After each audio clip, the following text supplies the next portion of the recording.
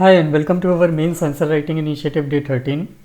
Today's question will be focused on the topic of right to information. The question is based on a recent released report by an activist organization named सतर्क नागरिक संगठन, जिन्होंने RTI में जो complaints और appeals हैं उनके एक पेंडिंग स्टेटस पे एक रिपोर्ट रिलीज़ करी है. So let's discuss on about this topic in our question. What could be the question on answer writing based on UPSC mains? So our question for today will be a steady increase in backlog of complaints and appeals under Right to Information Act defeats the purpose for which the act was enacted. We have to analyze this statement.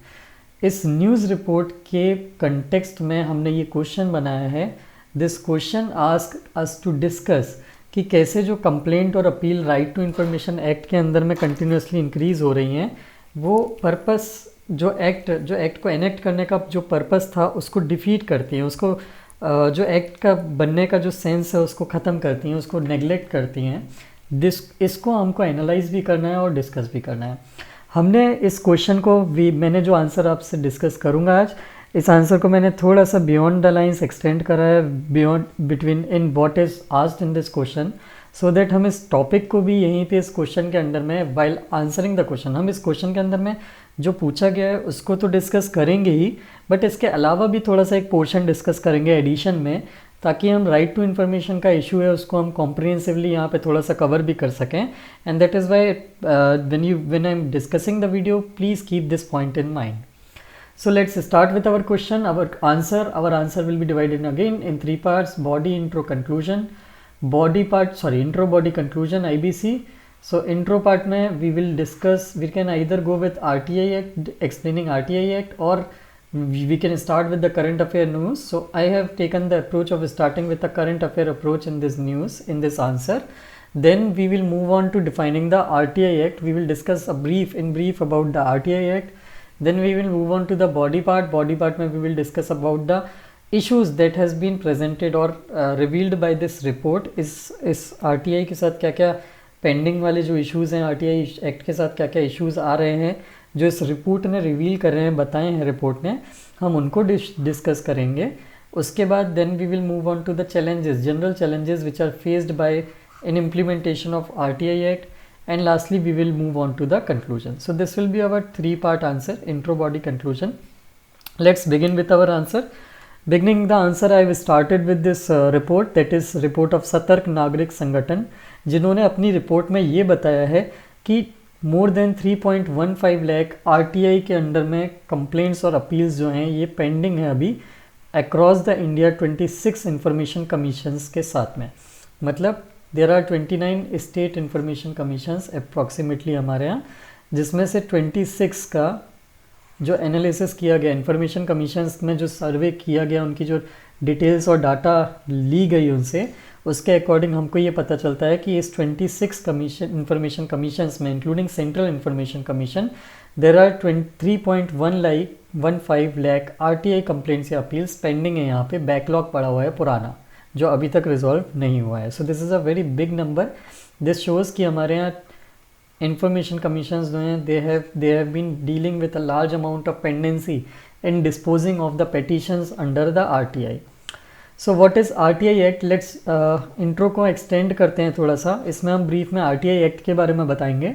RTI act जो है ये constitutional rights देता है एक तरह से और empower करता है लोगों को to demand answer from their public authority. हमारे आर्टिकल 19 के अंदर में एक राइट है, that is right to know. People have the right to know what is going on in the government, what is the public body doing with our money, what are the public body doing in order to perform any action, how are they taking any action, what is their policy on any kind of issue relevant with relevant bodies. ये सारी चीज़ें जो है RTI के अंदर में लोग जो है एम्पावर होते हैं अपनी गवर्नमेंट से या पब्लिक बॉडीज से पूछने के लिए. Since I have specifically defined और specifically spoke about public bodies या public authorities, they have been defined under RTI act. So RTI act का सेक्शन 2, RTI एक्ट 2005 का सेक्शन 2 जो है ये पब्लिक अथॉरिटीज़ जो हैं उनको कंपेल करता है कि अगर किसी जनरल पब्लिक ने उनसे कोई इन्फॉर्मेशन मांगी है, उनकी फंक्शनिंग, उनकी एक्शन, उनकी किसी भी पॉलिसी से related, so they are bound to provide those information.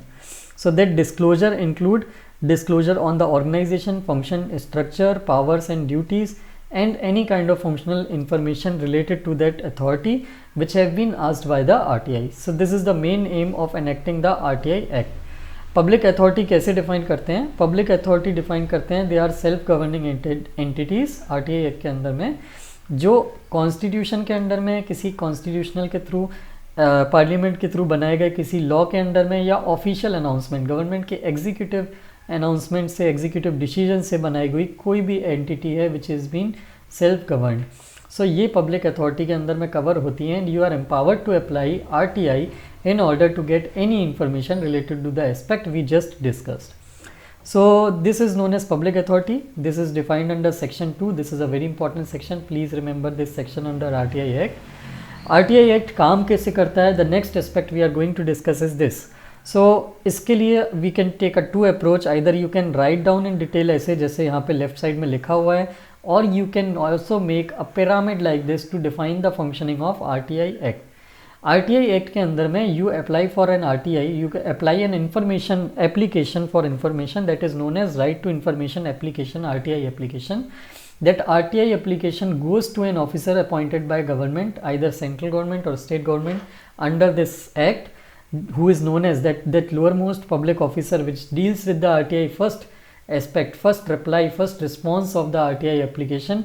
That officer is known as Central Public Information Officer या फिर Assistant Public Information Officer. This CPIO जो है, ये CPIO को जो भी एप्लीकेशन आई है किसी क्वेश्चन पे बेस, कोई क्वेश्चन उसको आंसर करना है, he has to respond to this RTI applicant within 30 days of period. So he or she applies and then the RTI applicant gets his answer. अगर जो आंसर उसको मिला है वो उसको सेटिस्फैक्ट्री नहीं है, उसे लगता है उसने जो क्वेश्चन पूछा था उसको आंसर नहीं मिला है, या फिर उसको विदिन 30 डेज आंसर नहीं मिलता है CPIO से, then he can file an appeal to first appellate authority. This is appointed by central government, जिसको बोलते हैं अपेलेट अथॉरिटी और फर्स्ट अपेलेट अथॉरिटी. ये PIO का जो भी डिसीजन है, चाहे वो रिजेक्ट करने का हो एप्लीकेशन, चाहे जो आंसर उसने दिया हो, उसके अगेंस्ट में अपील यहाँ पे लेता है. Then FAA first appellant authority भी आपको रिस्पॉन्ड करती है, रिप्लाई करती है. अगर आप उनके रिप्लाई से सेटिस्फाई नहीं हैं, या फिर वो रिप्लाई टाइमली मैनर में नहीं करती हैं काफ़ी दिनों के बाद भी, then you have the remedy to go to the information commissioner. Either it can be state information commissioner if the information relates to the state government, or it can be central information commissioner and other information commissioners if the case relates to central government. This is how Right to Information Act work. This is a 3-tier structure you will have to remember. Now let's move on to our next part, that is the findings of the report. ये जो report है that is सतर्क नागरिक संगठन, इन्होंने जो report निकाली है इसके अकॉर्डिंगली RTI एक्ट के साथ क्या क्या इशू करेंटली हैं. पहला तो बैकलॉग जो है, सबसे इम्पॉर्टेंट जो इस रिपोर्ट की फाइंडिंग है वो ये है कि जो कंप्लेंट और अपील का जो बैकलॉग है that is been growing at a tremendous rate, particularly in the last 2 to 3 years. Applications have, complaints and appeals have grown by bounds and leaps. 2019 में the application number of complaints जो pending थी that was around 2.1 lakh. 2022 में it has become 3.14 lakh. Now it is not necessary to remember the exact number. You can even remember the round off number. For example, 2000 you can write down straight in the answer that 2019 में the number of complaints and appeals which were pending with the appellate authority, which were pending with the information commissioner at the top level, they were 2 lakh. 2022 में they have grown to the 3 lakh mark, that is gone beyond 3 lakh. So this is a very high amount of pendency.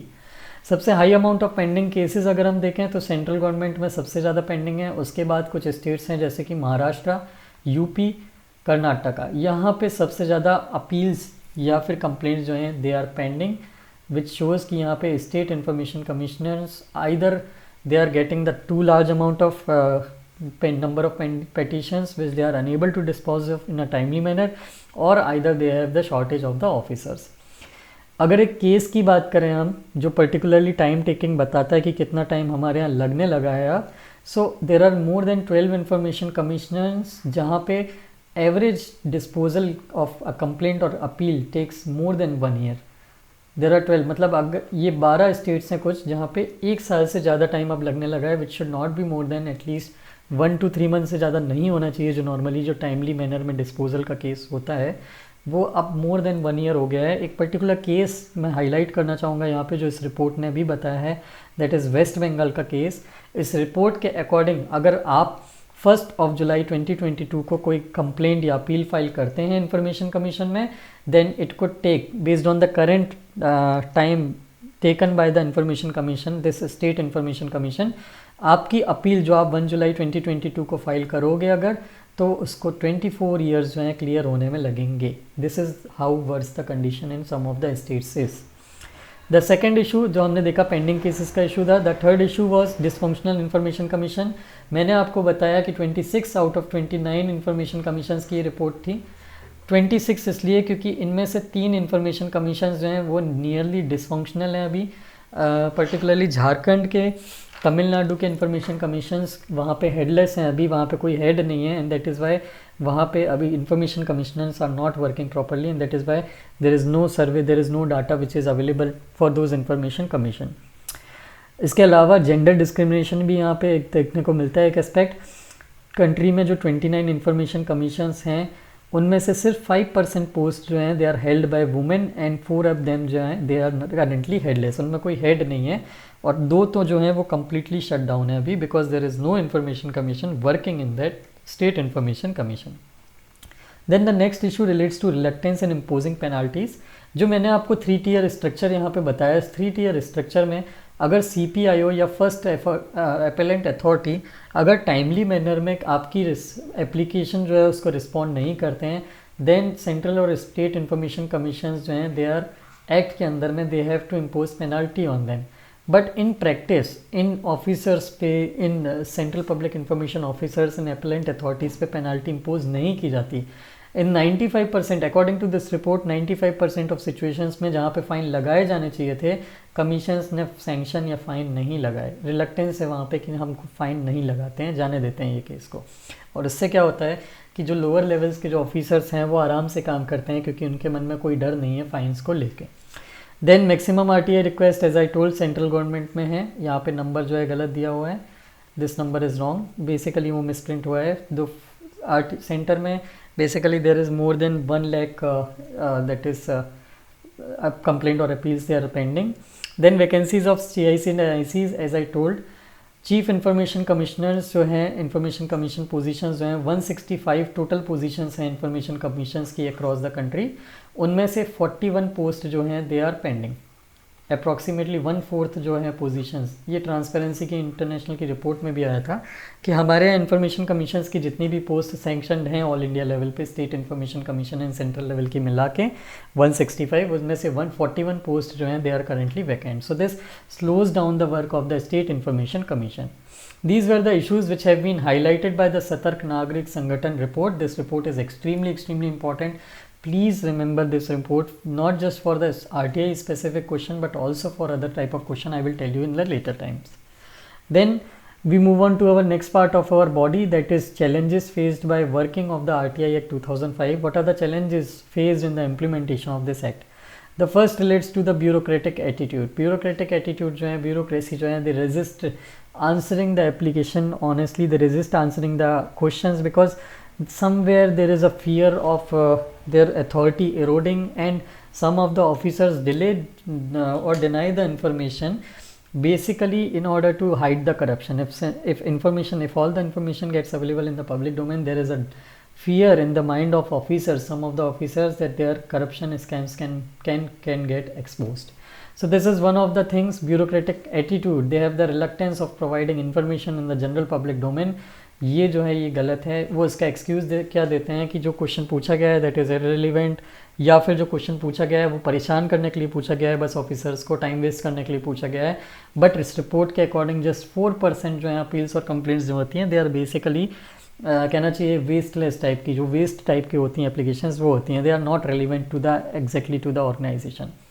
But 96%, 90 to 95% of applications are genuine complaint or appeals filed upon the organization, जिसमें bureaucrats are resisting to provide the information. Then state information commission जो हैं वो various issues से deal कर रहे हैं। पहला तो मैंने आपको ऑलरेडी बताया, कई सारी वैकेंसीज अनफिल्ड हैं, बहुत सारे इन्फॉर्मेशन कमीशंस, काफ़ी सारे इन्फॉर्मेशन कमीशंस में चीफ नहीं है। तीसरा, सेंसिटिव इन्फॉर्मेशन जो होती है उसको रिलीज़ नहीं किया जाता। तो सेंसिटिव इन्फॉर्मेशन का एक एस्पेक्ट नेशनल सिक्योरिटी से है जो आरटीआई एक्ट के अंदर में एग्जेम्प्टेड है, लेकिन उसके अंडर में उसका कवर लेके काफ़ी सारी इन्फॉर्मेशन जो सेंसिटिव नहीं है या नेशनल सिक्योरिटी से रिलेटेड नहीं है, बट उसको भी उसके अंदर में डाल के इन्फॉर्मेशन को डिनाई कर दिया जाता है। So this was the report of transparency international which I just told कि 1/4 ऑफ इन्फॉर्मेशन कमिश्नर पोस्ट जो हैं they are vacant currently and only 5% women information commissioners are there in the country. 95% of the information commissioners are male. Then RTIs का number की बात करें तो total आज तक 2005 से लेके आज तक 4.2 crore RTIs have been filed with the information commissioners till date, and उसके अगेंस्ट में 26 लाख सेकेंड अपील्स उसमें से आज तक फाइल की गई हैं। So this on the one hand shows a positive aspect also. See, this should not be taken only in negative light. You can see कि 4.2 crore RTI applications have been filed till date in the 15-16 years of the act. So this shows कि कैसे RTI is serving as a tool of questioning, of ensuring accountability of the government. 4.2 crore RTI applications, that's a lot of huge amount of number of applications which have been filed with the government in order to get information. So this shows the positive aspect of RTI Act कि how RTI Act is helping people to question the government in large amount. So this was the second challenge जो हमने state information commissioners के देखे. The third challenge relates to Official Secrets Act. As I told you कि Official Secrets Act के अंदर में, RTI Act के अंदर में सेक्शन 8 जो है ये बोलता है, सेक्शन 8 एग्जेम्प्टेड लिस्ट की बात करता है कि कौन कौन सी इन्फॉर्मेशन जो है वो डिनाई की जा सकती है। उसमें से एक पॉइंट है ऑफिशियल सीक्रेट एक्ट के अंदर में अगर कोई इन्फॉर्मेशन क्लासीफाई की गई है that can relate to national security of the country, then that information can be denied. But this is used by officers, many officers as I told, to hide information which can expose large amount of irregularities in the government organisation. Then political parties जो हैं they basically resist to come under the RTI Act. Political parties ideally are working for spreading democracy, so it is their responsibility to get themselves enrolled. But subsequent government, whoever party, whichever party comes in power, they do not show any interest in listing political parties under RTI Act out of fear कि उनके fund का utilisation कहाँ हो रहा है, उनके fund कहाँ से आ रहे हैं। लोग ये पूछने के लिए RTI एप्लीकेशन लगा सकते हैं जिनसे उनकी पॉलिटिकल हेजेमोनी को थ्रेट हो सकता है, पॉलिटिकल पावर को थ्रेट हो सकता है। But this is basically eroding the transparency and they threaten the democracy in the country. Then public information officers के साथ कुछ इश्यूज़ हैं। एज आई टोल्ड, उन पे फाइन पेनल्टी पनिशमेंट नहीं लगाते हैं information commissioners out of no reason. This is basically causing them to be lax, this is basically causing them to be arrogant. कुछ PIOs तो इतने एरोगेंट हो गए इन्फॉर्मेशन प्रोवाइड करने के नाम पे कि इसका एक एग्जांपल MP में देखने को मिला था कि MP में एक इन्फॉर्मेशन कमिश्नर ने 38 सम्मन जो हैं रेजिस्ट कर दिए थे। मतलब इन्फॉर्मेशन कमिश्नर ने जब उनको 38 बार सम्मन किया कि आप आइए हमारे सामने एक बार हमको आपसे इन्वेस्टिगेट करना है, हमसे आपको इंक्वायर करना है कि आप क्या काम कर रहे हो, अपनी एप्लीकेशन क्यों रिजेक्ट करी। 38 times he refuse to go present himself in front of information commission. This is how the public information commissions officers at some places are becoming due to the laxity in the implementation of act. Then government की negligence, government department जो होते हैं ये equally negligent होते हैं when it comes to taking disciplinary action against their own PIOs अगर government department के खुद के अगर कोई information deny कर रहे हैं या provide नहीं कर रहे हैं, then government remains negligent. It did not take any kind of disciplinary action against those PIOs. So basically RTI वहाँ पे सफ़र करता है। Then reluctance to release information, government department equally reluctant होते हैं कि वो अपनी इन्फॉर्मेशन खुद ही जो है रिलीज़ कर दें। RTI एक्ट के अंदर में एक मैंडेट है कि गवर्नमेंट डिपार्टमेंट शुड स्ट्राइव की इन्फॉर्मेशन पूछे जाने के पहले ही वो चीज़ वहाँ पे पब्लिश कर दी जाए। सी, अगर मैं आपको ऑलरेडी एडवांस में वेबसाइट पे ही पब्लिश कर दूँ कि मेरी ऑर्गेनाइजेशन की फंक्शनिंग स्ट्रक्चर कैसे है, हमारे यहाँ कौन क्या काम करता है, हमारे फाइनेंशियल ट्रांजेक्शन इस साल के क्या रहे हैं, कैसे रहे हैं, कब हमने कितना खर्च किया है, अगर मैं ये सारी चीज़ें वेबसाइट पे ही पब्लिश कर दूँ, so do any person need to file any RTI? No, he already has all the information in public domain. He also know everything how the department is functioning. He do not need to file the RTI against the department. So this should be done, but ऐसा देखा गया है कि government department जो है reluctant होते हैं ऐसी इन्फॉर्मेशन रिलीज़ करने में अपनी वेबसाइट पे. Then comes the code of conduct. हमारे जो है फ्यू कमिश्नर्स जो हैं वो एक्ट के अंदर में एक कोड ऑफ कंडक्ट फॉलो नहीं करते हैं. आइडियली ये इन्फॉर्मेशन कमीशन जो होते हैं they should be neutral towards any political party और एनी पॉलिटिकल और एनी गवर्नमेंट, रूलिंग गवर्नमेंट और not in government, they should be neutral against it. But sometime ऐसा देखा गया है कि कई इन्फॉर्मेशन कमिश्नर बायस्ड होते हैं एंड अगर किसी पॉलिटिकल पार्टी के अगेंस्ट में जाती है कोई इन्फॉर्मेशन या रूलिंग गवर्नमेंट के अगेंस्ट में जाती है कोई information, then they tend to deny those providing that information. तो this is a violation of a code of conduct which should be followed by information commissioners. Then conflict with judicial proceedings. RTI act के अंदर में ये इसके अंदर में एक point और है कोड ऑफ कंडक्ट के अंदर में 2019 में आरटीआई अमेंडमेंट एक्ट आया था जिसके अंदर में इंफॉर्मेशन कमिश्नर्स जिनका टेन्योर जो होता था पहले सीआईसी का चीफ इंफॉर्मेशन कमिश्नर का जो टेन्योर पहले फिक्स होता था उसको सेंट्रल गवर्नमेंट ने बदल दिया इस एक्ट को पास करके, आरटीआई अमेंडमेंट एक्ट को पास करके, और उसके अंदर में ये प्रोविज़न कर दिया कि now central government will determine कि कोई इन्फॉर्मेशन कमिश्नर कब तक रहेगा पोस्ट पे. So basically central information commissioner या इन्फॉर्मेशन कमिश्नर्स जो होते हैं उनको ये लालच आने लगता है फिर कि हम गवर्नमेंट के फेवर में डिसीजन लें सो दैट गवर्नमेंट उनको प्रमोशन दे, गवर्नमेंट उनको ज़्यादा लंबा टेन्योर दे, एंड इस टाइप के इश्यूज़ यहाँ पे आते हैं. Then we are discussing about conflict with judicial proceedings. कई बार ऐसा होता है कि इन्फॉर्मेशन कमिश्नर ने कोई रूलिंग दी किसी इन्फॉर्मेशन को प्रोवाइड करने की, उसके अगेंस्ट में कोर्ट में पिटीशन लग गई और हाई कोर्ट या सुप्रीम कोर्ट ने वो इन्फॉर्मेशन रिलीज़ करने से रोक दिया. This is a conflict with judiciary, executive versus judiciary. This creates a issue in implementation of RTI act because RTI act के अंदर में ये बोला गया है कि इन्फॉर्मेशन कमिश्नर जो बोलता है finally that should be followed, the court should not interfere, ऐसा बोला है इसमें, but courts interfere in that जिससे इस एक्ट का डायल्यूशन होता है. Lastly whistle blowers interest when. जो भी इंपॉर्टेंट स्टेक होल्डर्स थे, वैसे विसल ब्लोअर्स जो होते थे पहले, whistle blowers use to find information, कोई भी इन्फॉर्मेशन पब्लिक डोमेन में नहीं होती थी जो बेसिकली हार्म कर सकती है पब्लिक इंटरेस्ट को, वो उसको रिलीज़ करने की कोशिश करते थे किसी रूट से सो दैट गवर्नमेंट जो है उसको अकाउंटेबल होल्ड किया जा सके, पब्लिक इंटरेस्ट को लाइन में रखा जा सके. बट ऐसा देखा गया कि आरटीआई पेंडेंसी बढ़ने से, आरटीआई एप्लीकेशन के डाइल्यूटेड एप्लीकेशन से ये विसल ब्लोअर्स डिस्करेज होते हैं क्योंकि उनको पता है ये इन्फॉर्मेशन जो है आरटीआई के अंदर में रिलीज़ नहीं हो पाएगी. So these are all the issues, these are all the challenges which are faced in the working of the RTI Act 2005.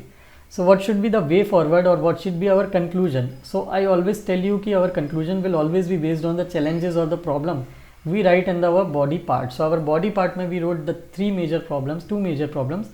First is the political willingness. The act जो है वो उसको strictly implement नहीं किया जा रहा है. दूसरा vacancies जो हैं, जो vacancies, high vacancies, it is slowing down the working of the information commissioner जिससे पेंडेंसी बढ़ रही है. सो बेसिकली वे फॉरवर्ड में आर्टिकल 19 का मेंशन करते हुए which provides for the right to know of the public and as a fundamental right, उसकी spirit को फॉलो करते हुए इस एक्ट का स्ट्रिक्ट इम्प्लीमेंटेशन करना चाहिए. वे फॉरवर्ड में we will write down that the government should show the political willingness in promoting the values of transparency, and reducing corruption. See, the more the information gets into the public, the less there is the chance of corruption. So the more the transparency, the more the corruption. Now remember our question was कि ये जो pendency हो रही है, ये pendency इस act का purpose defeat करती है. हमारा क्वेश्चन ये था. ये एक्ट का पर्पस था कि promote the transparency and reduce the corruption in the administration. But अगर हम इंफॉर्मेशन डिनाई करते हैं, अगर हम कंप्लेंट्स और अपील्स को रिजॉल्व नहीं करते हैं, अगर हम इंफॉर्मेशन को डिनाई करते हैं, ये बेसिकली जो है ये ट्रांसपेरेंसी को रिड्यूस करता है और करप्शन को प्रमोट करता है. And that is why it basically the increasing pendency defeats the purpose for which the act was enacted. So there is a lack of political willingness. हमको political willingness जो है उसको increase करना है in the implementation of the act. The second thing we need to do is the fill up our vacancies. हमको अपनी vacancies को पूरा fill up करना है. हमको इंफॉर्मेशन कमिश्नर्स की कैपेसिटी बढ़ाना है, वर्किंग की जो एग्जिस्टिंग वैकेंसीज हैं उनको फिल करना है. और अगर हमको कहीं लगता है कि वर्कलोड ज़्यादा है तो हमको वहाँ पे नंबर ऑफ़ इंफॉर्मेशन कमिश्नर्स की appointment, number of information commissioners भी बढ़ाने की कोशिश करना चाहिए सो दैट पेंडिंग जो केसेस का बैकलॉग है वो रिड्यूस हो. And lastly there should be a code of conductor for information commissioners so that they work in a non-partisan behavior, in non-partisan, objective and neutral attitude, with neutral attitude. They are not inclined or biased towards a particular ideology or a particular government or a particular political party. उनके favour में बायस तरीके से काम नहीं करना है, तभी वो इम्पार्शियल वे में इंफॉर्मेशन प्रोवाइड कर पाएंगे और इस एक्ट को सक्सीड होने में हेल्प कर पाएंगे. सो दिस इज़ वाई ये जो टॉपिक है GS4 का करप्शन, उससे भी रिलेट करता है. अगर उससे रिलेटेड क्वेश्चन आता है तो आप वहाँ पे भी इस रिपोर्ट को मेंशन कर सकते हो. सतर्क नागरिक संगठन रिपोर्ट, ये रिपोर्ट का आप वहाँ भी यूज़ कर सकते हो कि कैसे RTI जो है, RTI के अंदर में पेंडिंग एप्लीकेशंस को रख के इन्फॉर्मेशन डिनाई करके करप्शन को और ज़्यादा प्रमोशन मिलता है. आप ट्रांसपेरेंसी की जो वैल्यू है उसको भी बोल सकते हैं प्रमोट करने का. RTI के प्रमोशन के लिए आपको ये भी बताना है कि कैसे उसको वहाँ पे आप ज़्यादा से ज़्यादा इन्फॉर्मेशन प्रोवाइड करके प्रोएक्टिव तरीके से आप ट्रांसपेरेंसी को इम्प्रूव कर सकते हो और RTI एक्ट के इम्प्लीमेंटेशन को फास्ट बना सकते हो. So this was all about RTI act. हमने इसके अंदर में अच्छे से देख लिया कि क्या रिपोर्ट थी, रिपोर्ट में पेंडिंग इश्यूज़ का स्टेटस बताया था. Then we talked about RTI act, then we talked about issues and challenges faced by implementation of RTI act, and then lastly we concluded the answer by writing about the addressing the challenges. So I hope this issue and this question is clear to you. ये current affair general current affair नहीं है. This current affair, ये जो report है सतर्क नागरिक संगठन की, this report will be used for upcoming 3 to 5 years in means at least, showing the status of pending status of RTI complaints and appeal with the information commissioner. So I hope this issue is clear to you. Yes, tomorrow we will come up with some new issue based on current affair and a new means question. Thank you very much for watching the video.